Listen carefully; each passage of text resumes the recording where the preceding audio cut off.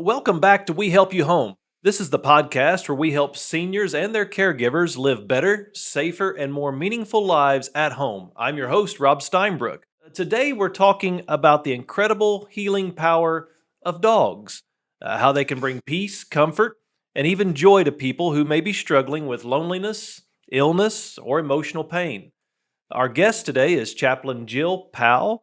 She's the president of Canines for Christ, a ministry that uses therapy dogs to spread God's word in hospitals, nursing homes, schools, and communities, and all across the country. So today we'll be focusing on the healing power of dogs. Before we get started, I should mention that this episode's really extra special to me. I'm also a chaplain with Canines for Christ, and it's an honor to have Chaplain Jill here with us today. I take my own therapy dog to visit patients and residents through ATEX Health, and I've seen firsthand how these visits can brighten someone's day in ways that nothing else can. Jill, welcome to the show today. Thank you, Rob. Thank you for having me. To begin, could you tell us a little bit about yourself, maybe your calling into chaplaincy, and how you became involved in Canines for Christ? Sure. So, my husband and we've been married for 14 years.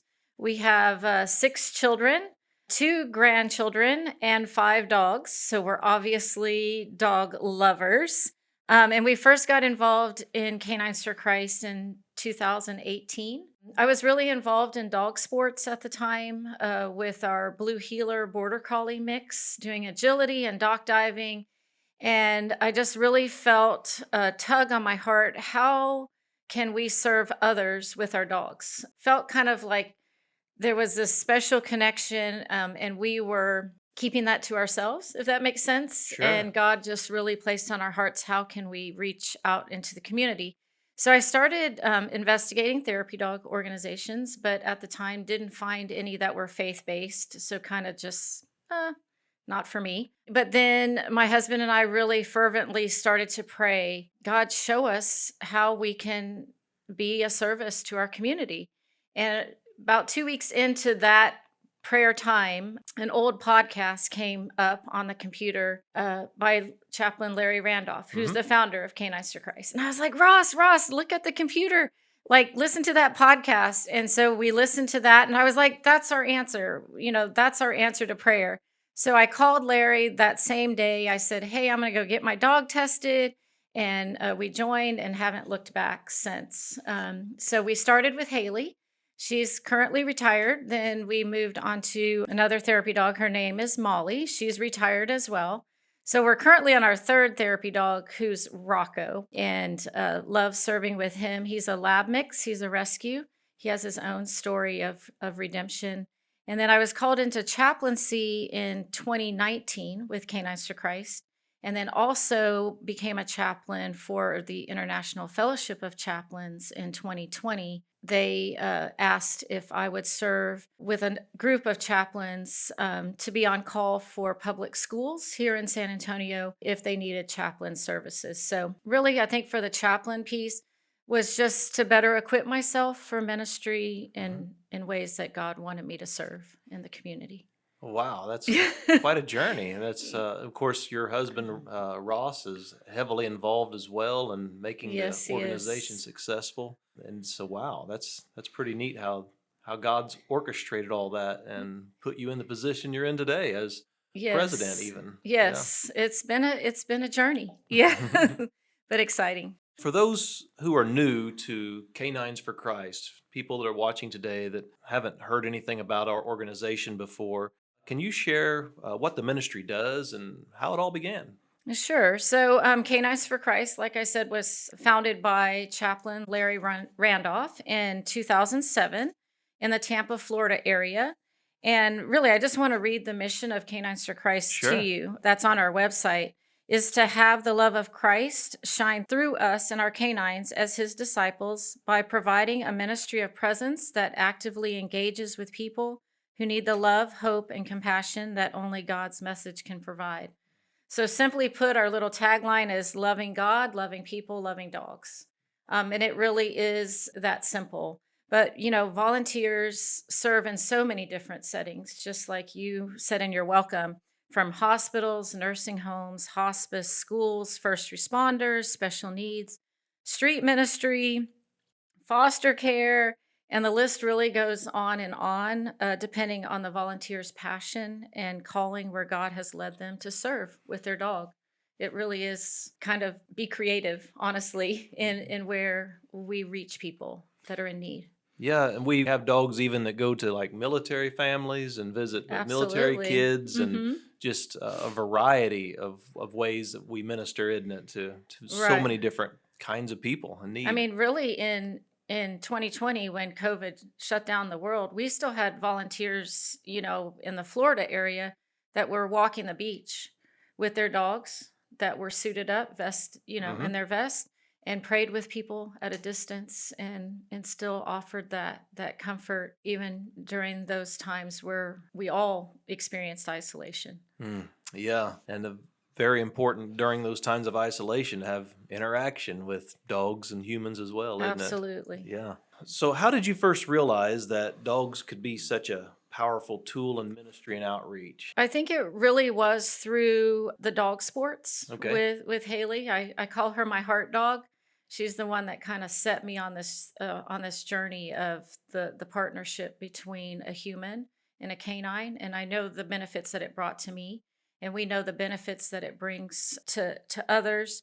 There's research out there about how it lowers your blood pressure, releases endorphins, reduces anxiety, just to name a few. But then to combine that with pointing to our Creator and being given the opportunity to pray with people and to share Jesus when it is appropriate, Hmm. I think is just, I don't know, for me personally, is a perfect blend. Like just the power of using the dog too, which is part of his creation to reach people is awesome. Yeah, and you mentioned the fact that it breaks down barriers at times. You touched on that, and it Mhm. reminds me, even in times I've noticed in visits with patients with my dog Bonnie, Mhm. who's been doing this a while too. There's times when you walk into a room with your dog and people just light up and they're excited to Absolutely. see Yes. the dog. And I even just yesterday, I walked into one of our branch offices and everybody stopped and looked at me and they said,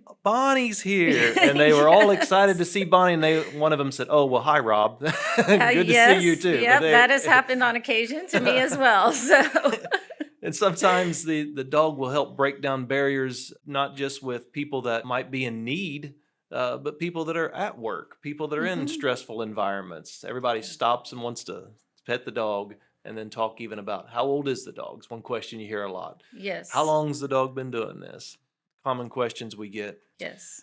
From your perspective, how do therapy dogs open doors for spiritual conversations as well as emotional support?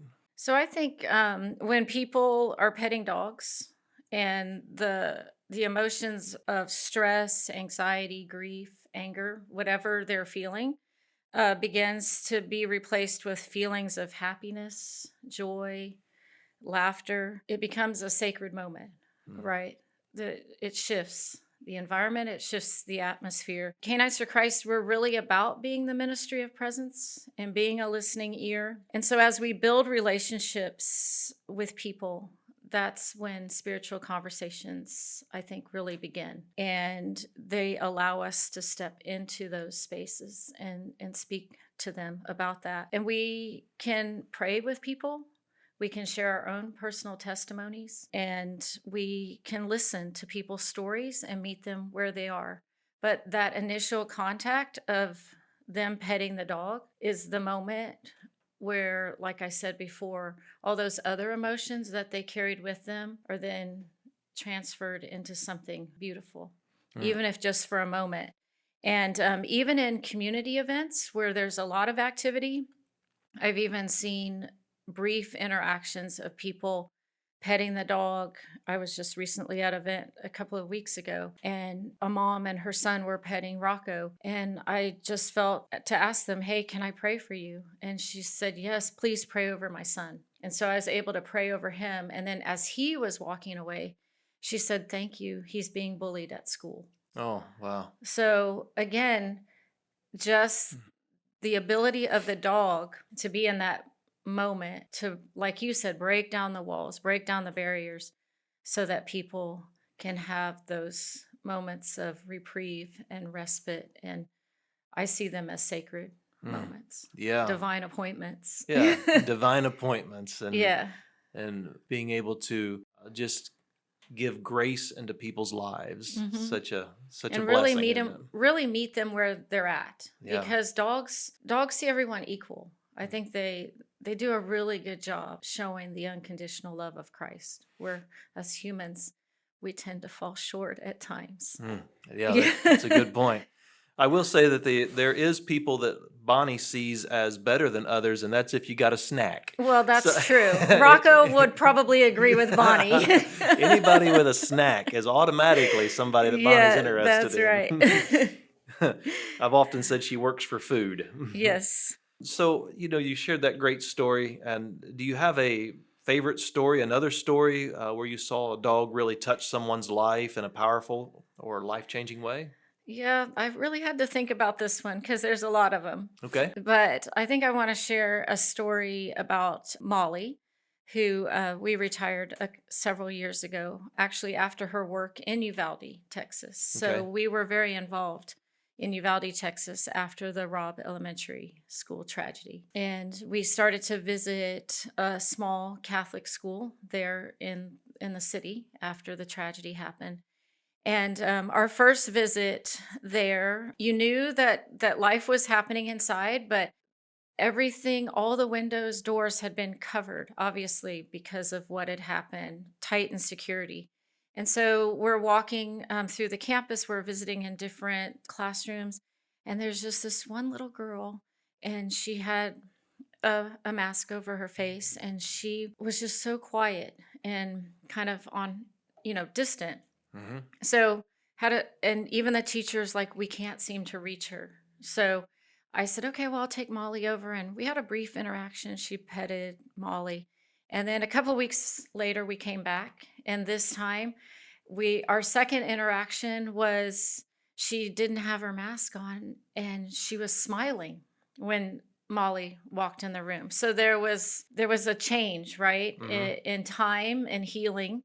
And then our third interaction, they were having counselors come to the campus, obviously, to help with the children. And the counselor was like, I can't reach this little girl. I said, well, let's just bring Molly in, see what happens. So we brought Molly in. I laid on the floor with the little girl. Molly laid between us, and I said, hey, would you like to color? And I said, Molly will color with us, or sit with us. So we started to color, and all of a sudden this little girl starts talking about how she's been so afraid to come to school, but she's come to school every day. And so we just got to talk about how brave she was for still coming to school, and that she's never alone, that God's always with her, and that Molly loved her. And even the counselor was like, what just happened? And I was like, that was not me.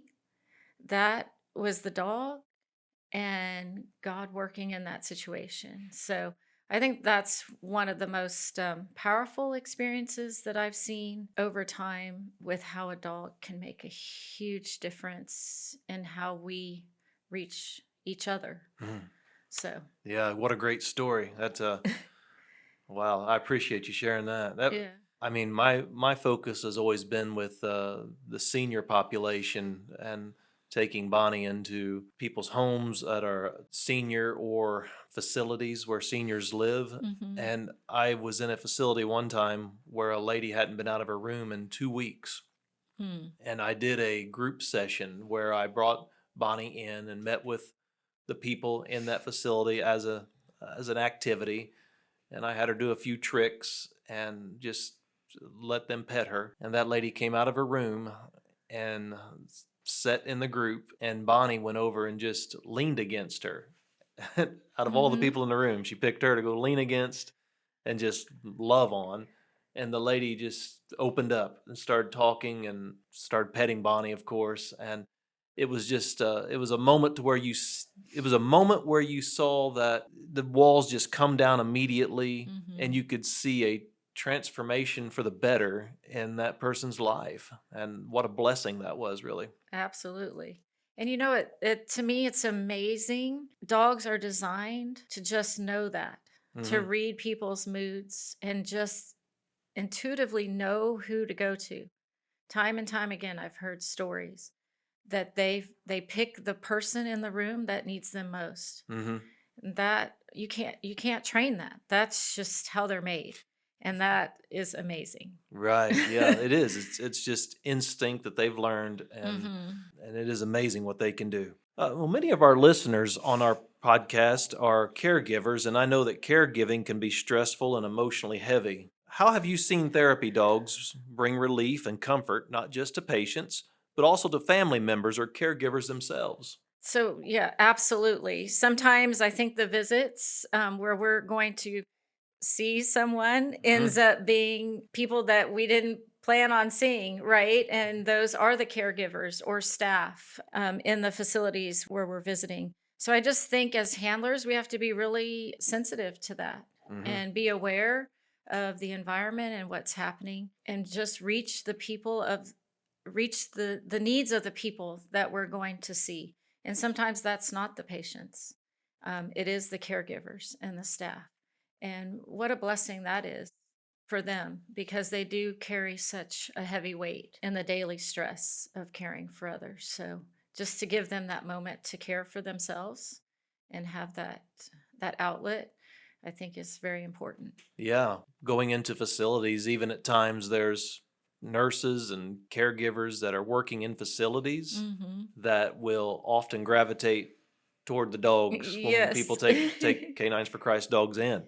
And they'll be the ones that obviously get their day brightened and are excited as well. And it makes a difference in their lives, helps elevate their mood, and naturally will help them take better care of the people that live in the facility Hmm. or the people they're caring for. So, when you think about getting involved with Canines for Christ, one of the things that I often hear is, how do I get involved? Anytime I'm out, somebody asks and they'll say, how do I get involved with Canines for Christ? Or they'll say, I've got a dog that I think would be good for that. Could I donate my dog to Canines for Christ? Yeah, we I, get a few of those through the contact page too. so So I tell people, no, we don't take dog donations. yes. But for those that do have questions about how do I get involved and how would I be a part of Canines for Christ? Or maybe they don't have a dog, but they just believe in our ministry and what we do. Hmm. Is there ways they could financially even support us?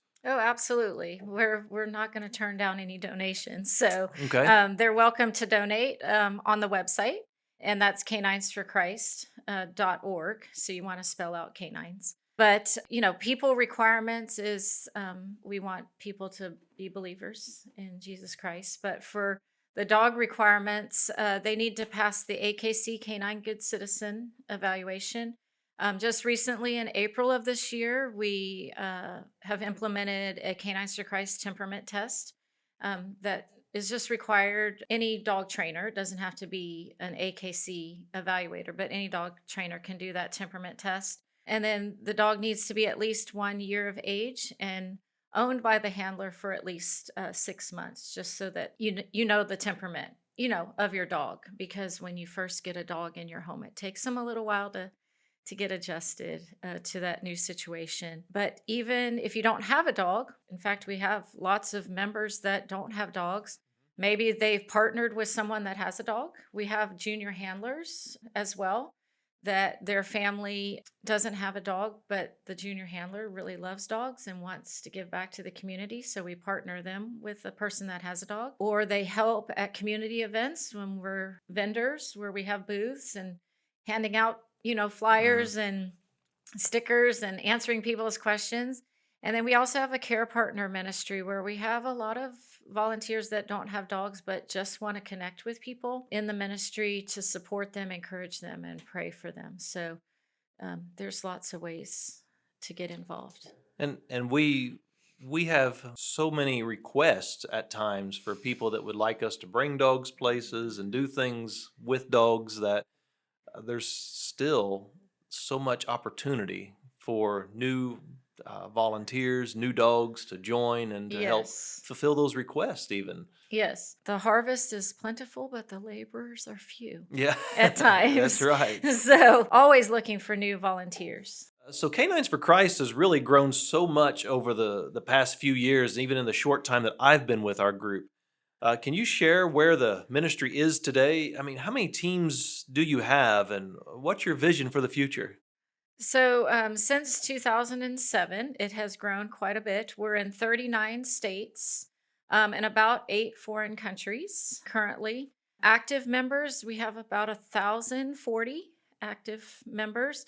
Probably have more dogs than actual humans because some of these households have multiple dogs Hmm. in Canines for Christ, but we don't have a dog number, which might kind of be cool if we could round that up somehow. But I think really my vision for the future of Canines for Christ is not only growth in numbers, but growth in our individual volunteers. As a ministry, especially the board, really wants to pour into our volunteers and equip them and empower them to be better handlers and people that can minister to people.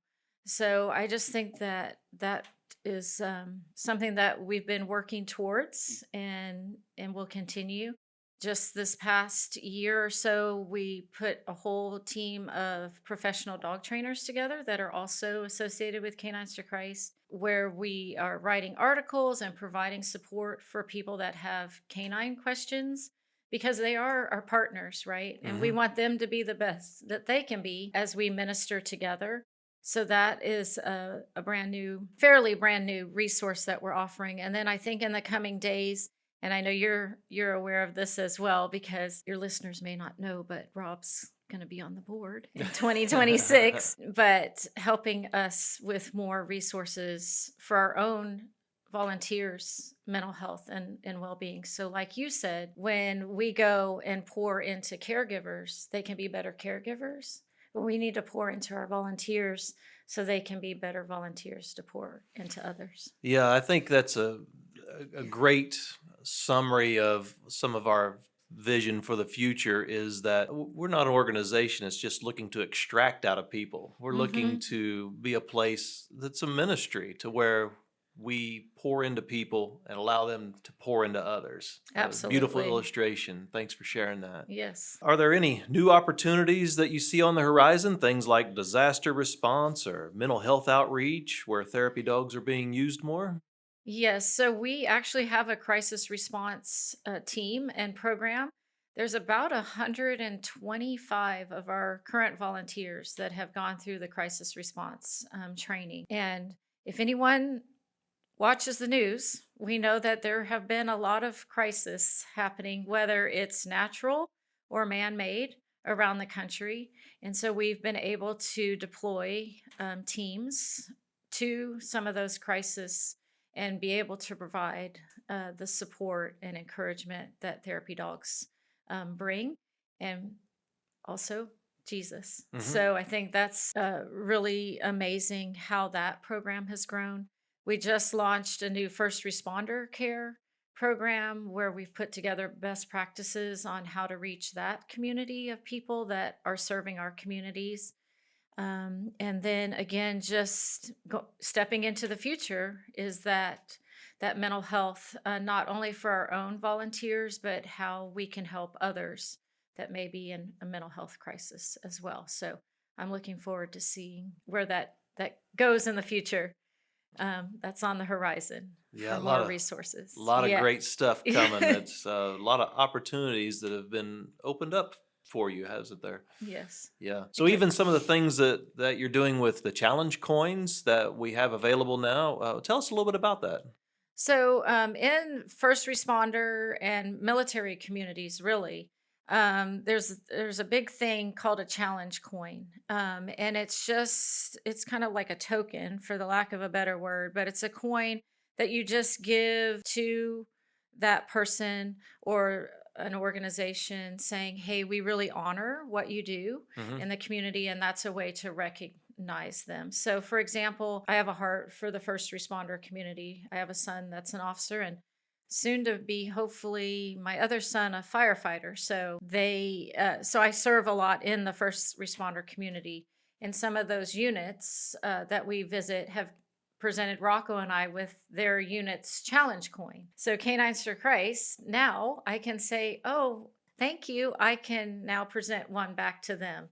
And it's just a special way to honor and show appreciation for that community. It's been very well received. Actually, when we launched it on the store, there was a lot of orders that came in. So that's exciting to me that we have another tangible way that we can leave something behind to remind people the work that Canines for Christ is doing and how they've been impacted by that. Yeah, I think it's a great thing, and it's very exciting to me to see us doing things like that. For anyone that wants to learn more or has questions about Canines for Christ, is there a way they could connect with us? What would you say to those that are looking to contact us? How would they get in contact with you or the group?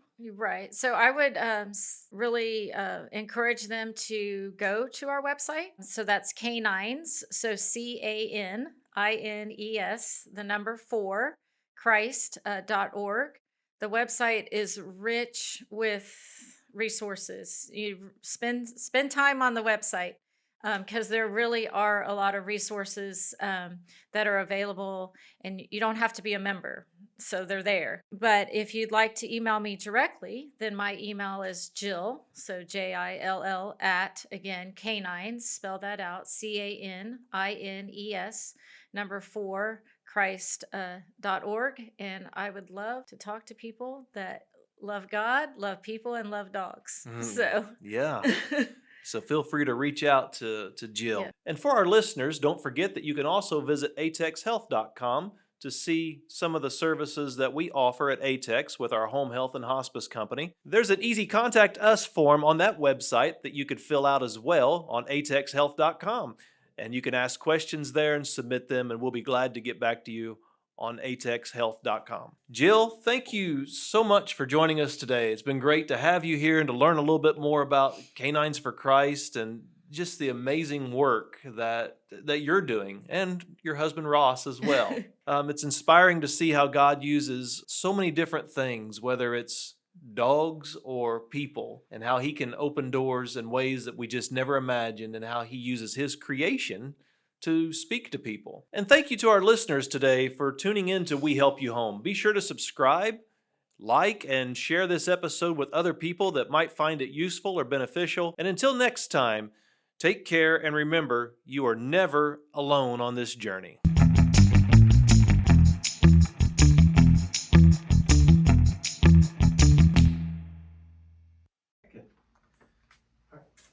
Come on up here. Oh.